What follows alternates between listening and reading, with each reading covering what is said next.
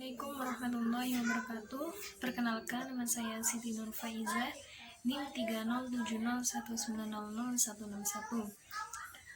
Dan rekan saya Syifa Nofistia Salsabila. Kami dari Fakultas Psikologi kelas B. Di sini kami akan mempresentasikan hasil kerjasama kami, yaitu kepribadian Nabi Muhammad SAW. Nabi Muhammad yaitu seorang nabi dan rasul terakhir bagi umat muslim, seluruh umat manusia yang mewariskan pemerintahan tunggal Islam. Muhammad sama-sama menegakkan ajaran tauhid untuk mengesahkan Allah sebagaimana yang dibawa nabi dan rasul. Muhammad SAW merupakan sosok teladan umat, rahmat bagi alam semesta. Beliau terpilih sebagai suri teladan terbaik yang patut dicontoh umat manusia. Ada yang bertanya, kenapa Nabi Muhammad SAW menjadi contoh bagi manusia? Dalam keterangan Ustadz Ahmad Zarkasi, itu diterangkan dalam buku yang berjudul Manusia yang Tidak Seperti Manusia. Nah, di dalam buku tersebut ada kutipan bahwa kalau ada orang yang melatih kucing piaraannya untuk bisa mengaum sebagaimana layaknya singa, tentu orang tersebut dikatakan sebagai orang bodoh, sebab tidak mungkin kucing bisa mengaum. Begitu juga sama bodohnya jika ada orang yang melatih ayam piaraannya untuk bisa berciut seperti burung, karena memang itu mustahil. Ya, memang ajarilah kucing untuk jadi seperti kucing. Begitu juga dengan ayam, jangan dipaksa jadi seperti burung. Nah, karena itulah Allah Subhanahu wa Ta'ala memerintahkan kita untuk mengikuti Nabi Muhammad SAW. Karena apa? Karena beliau sama manusianya seperti kita, dan menjadi tidak ada alasan bagi kita untuk tidak bisa mengikuti Nabi Muhammad SAW, karena beliau bagian dari kita juga.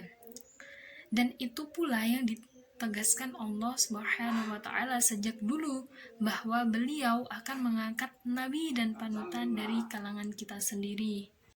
Datang kepada kalian seorang rasul dari kalangan kalian atau manusia. Dia merasa berat dengan apa yang kalian derita, dan dia menginginkan keringanan bagi kalian, penyantun dan penyayang bagi orang-orang beriman. Ini terdapat pada Al-Quran surat At-Taubah ayat 128. Dalam ayat lain, Allah Ta'ala juga berfirman, yang artinya, sebagaimana kami telah utus kepada kalian seorang rasul kalangan kalian sendiri, yang membacakan untuk kalian ayat-ayat kami, dan mengajarkan kalian kitab, serta hikmah dan juga segala apa yang kalian tidak ketahui. Ini juga terdapat pada Al-Quran surat Al-Baqarah ayat 151. Kami utus kepada mereka rasul dari kalangan mereka sendiri, agar mereka menyembah Allah yang tidak ada Tuhan selainnya. Tidakkah kalian mau bertakwa? Ini terdapat pada Al-Quran surat Al-Mu'min ayat 32. Nah, ayat-ayat di atas menunjukkan bahwa kita tidaklah diperintah untuk mengikuti malaikat yang mereka tidak memiliki nafsu. Akan tetapi, kita diperintah untuk mengikuti Nabi Muhammad SAW yang sama manusia seperti kita, agar kita bisa mengikutinya, karena beliau sama seperti kita. Beliau makan, tidur, dan juga memiliki keinginan syahwat kepada lawan jenis. Nabi Muhammad SAW pun terkadang juga marah, senang, yang sama seperti kita. Selain itu juga ini merupakan bentuk keadilan Allah Subhanahu wa Ta'ala kepada manusia, bahwa memang Allah Ta'ala tidak akan pernah menzalimi hambanya, kecuali hambanya itu sendiri yang berbuat zalim bagi dirinya sendiri. Nah, di sini adilnya Allah Ta'ala memerintahkan kita untuk mengikuti nabi dari kalangan manusia, agar tidak di akhirat nanti tidak ada yang menuntut kepada Allah karena merasa dizolimi, sebab harus mengikuti Rasul dan Nabi yang berasal dari malaikat atau jin. Dan hal ini ditegaskan oleh Allah Subhanahu wa Ta'ala dalam firman-Nya. A'udzu billahi minasyaitonir rajim. Bismillahirrahmanirrahim. Qul law kana fil ardi malaikatu yamshuna mutma'innina lanazzalna 'alaihim minas sama'i malakar rasula. Yang berarti, katakanlah Muhammad, sekiranya di bumi ada para malaikat yang berjalan-jalan dengan tenang, niscaya kami utus kepada mereka malaikat dari langit untuk menjadi rasul. Ini terdapat pada Al-Quran surat Al-Isra ayat 95. Agar kita bisa mengikutinya, karena beliau sama seperti kita. Beliau makan, tidur, dan juga memiliki keinginan syahwat kepada lawan jenis. Nabi Muhammad SAW pun terkadang juga marah, senang, yang sama seperti kita. Selain itu juga ini merupakan bentuk keadilan Allah Subhanahu wa Ta'ala kepada manusia, bahwa memang Allah Ta'ala tidak akan pernah menzalimi hambanya, kecuali hambanya itu sendiri yang berbuat zalim bagi dirinya sendiri. Nah, di sini adilnya Allah Ta'ala memerintahkan kita untuk mengikuti nabi dari kalangan manusia, agar tidak di akhirat nanti tidak ada yang menuntut kepada Allah karena merasa dizolimi, sebab harus mengikuti Rasul dan Nabi yang berasal dari malaikat atau jin. Dan hal ini ditegaskan oleh Allah Subhanahu wa Ta'ala dalam firman-Nya. A'udzu billahi minasyaitonir rajim. Bismillahirrahmanirrahim. Qul law kana fil ardi malaikatu yamshuna mutma'innina lanazzalna 'alaihim minas sama'i malakar rasula. Yang berarti, katakanlah Muhammad, sekiranya di bumi ada para malaikat yang berjalan-jalan dengan tenang, niscaya kami utus kepada mereka malaikat dari langit untuk menjadi rasul. Ini terdapat pada Al-Quran surat Al-Isra ayat 95. Muhammad diberikan banyak mukjizat oleh Allah Subhanahu wa Ta'ala. Nah, salah satu mukjizat Nabi Muhammad SAW itu adalah kepribadian yang baik yang ada pada diri Nabi Muhammad SAW. Kenapa kepribadian Nabi mukjizat? Karena Nabi Muhammad adalah manusia yang paling sempurna. Tidak ada satupun manusia di dunia ini yang dapat membandinginya. Nabi Muhammad SAW adalah ciptaan Allah yang paling sempurna. Allah telah berfirman dalam surah Al-Ahqaf ayat 9. Nah, yang berarti, katakanlah wahai Muhammad, bahwa aku, Muhammad, bukanlah orang pertama dari rasul-rasul, dan aku tidak mengetahui apa yang akan dilakukan kepadaku. Aku tidak lain terkecuali seorang pemberi peringatan yang jelas. Dari ayat di atas dapat disimpulkan, barang siapa yang mempelajari kepribadian Nabi Muhammad SAW dan paham mengenai keseharian Nabi Muhammad, dia tidak akan mendustakannya, walaupun memang secara fisik beliau hanya manusia seperti kita. Tetapi beliau memiliki sifat yang sungguh mulia. Muhammad SAW adalah manusia yang paling diagung-agungkan. Karena apa? Karena beliau sesosok yang sangat sopan ketika berbicara dan bertingkah laku, mempesona, berwibawa, dan masih banyak lagi sifat-sifat beliau yang perlu kita contoh. Beliau juga tidak membeda-bedakan umatnya. Beliau tidak pernah memandang umatnya dari segi sosial, ras, suku, bangsa, dan daerahnya. Mereka semua sama di hadapan Nabi Muhammad SAW, walaupun terkadang ada umatnya yang jahat terhadapnya, namun Nabi Muhammad tetap baik dan memaafkan orang-orang yang jahat terhadapnya. Nah, Allah Subhanahu wa Ta'ala juga memberikan gelar kepada Rasulullah SAW di dalam Al-Quran, yaitu wa innaka la'ala khuluqin azim, yang artinya manusia yang memiliki akhlak yang paling agung adalah Nabi Muhammad SAW. Allah berfirman dalam surah Al-Ahzab ayat 21, laqad kana lakum fi rasulillahi uswatun hasanatun liman kana yarjullaha wa yawmal akhir wa zakarallaha katsira, yang artinya sesungguhnya telah ada pada diri Rasulullah itu suri tauladan yang baik bagimu, yaitu bagi orang yang mengharap rahmat Allah dan kedatangan hari kiamat dan tidak banyak menyebut Allah. Dan di sini ada 4 sifat Nabi Muhammad SAW yang dapat kita teladani untuk kehidupan sehari-hari. Yang pertama ada sidik. Sidik memiliki arti jujur karena Rasulullah memiliki sifat yang sangat jujur, baik secara perkataannya maupun perbuatannya. Nah, sejak Rasulullah SAW masih pada tahap anak-anak, beliau tidak pernah berbohong, maka dari itu beliau dapat julukan sebagai Al-Amin. Segala sesuatu yang diucapkan oleh Rasul tidak pernah punya tendensi pribadi atau didasari oleh interest pribadi atau emosional pribadi, tetapi semua yang diucapkan oleh beliau didasari atas panduan wahyu dari Allah Subhanahu wa taala. Hal ini ditegaskan oleh Allah dalam surah An-Najm ayat 4-5 bahwa tidak ada yang diucapkan oleh Muhammad berdasarkan hawa nafsunya, tetapi apa yang diucapkan semata-mata didasari atas wahyu dari Allah Subhanahu wa taala. Arti dari ayat keempat, ucapannya itu tiada lain hanyalah wahyu yang diwahyukan kepadanya. Oleh karena itu, ucapan Rasulullah SAW dapat dipercaya. Karena apa? Karena yang diucapkan Rasulullah merupakan wahyu dari Allah. Nah, ayat kelima yang diajarkan kepadanya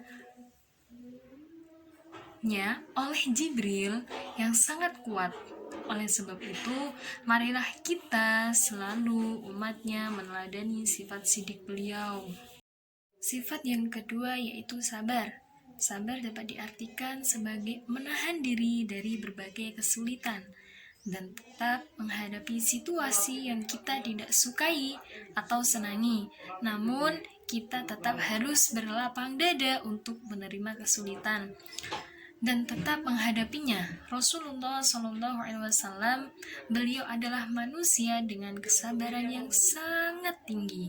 Rasulullah SAW adalah manusia yang sabar atas apa yang telah umatnya lakukan kepada beliau, entah terhadap jasmani ataupun rohaninya.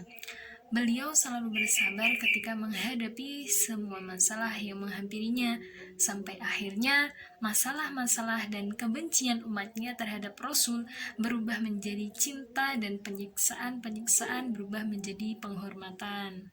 Dalam hadis Rasulullah SAW bersabda, sabar itu adalah 4 macam, yaitu yang pertama, sabar dalam menjalankan fardu atau kewajiban-kewajiban, dan yang kedua, sabar dalam menghadapi musibah-musibah yang datang, ketiga, sabar dalam menghadapi gangguan-gangguan manusia, lalu yang keempat, sabar dalam kefakiran. Sabar dalam menjalankan kewajiban adalah taufik, sabar dalam menghadapi musibah adalah berpahala, sabar dalam menghadapi gangguan manusia adalah cinta, dan sabar dalam kefakiran atau kesusahan adalah ridho dari Allah Subhanahu wa taala. Nah, dari hadis tersebut bisa dijelaskan bahwa sabar ada 4 macam, yaitu yang pertama, sabar dalam menjalankan fardu atau kewajiban. Maka kita sebagai umat muslim memiliki kewajiban-kewajiban yang harus kita jalani. Misalnya, sholat, zakat, puasa. Namun ketika kita akan mengerjakan kewajiban tersebut, terkadang kita enggan atau malas untuk mengerjakannya. Maka dari itu, kita harus tetap bersabar dalam menjalankan Kedua, ada sabar dalam menghadapi musibah. Sebagai manusia, pasti kita pernah mendapatkan musibah, entah musibah kecil maupun musibah besar. Dan ketika manusia menghadapi musibah, pasti itu sangat berat untuk dilaluinya. Namun, harus tetap sabar dan tabah, dan pasti semua itu akan berlalu sebagaimana Rasulullah SAW bersabda, Allah tidak akan menguji hambanya melebihi kemampuannya. Dari hadis tersebut dapat disimpulkan bahwa Allah memuji hambanya karena hamba tersebut pasti bisa melalui cobaan yang telah diberikan. Dan yang ketiga, sabar dalam menghadapi gangguan manusia. Walaupun sesama manusia yang kodratnya saling mengasihi, namun ada saja seseorang yang saling membenci karena perkara sesuatu hal. Sabar dalam kefakiran.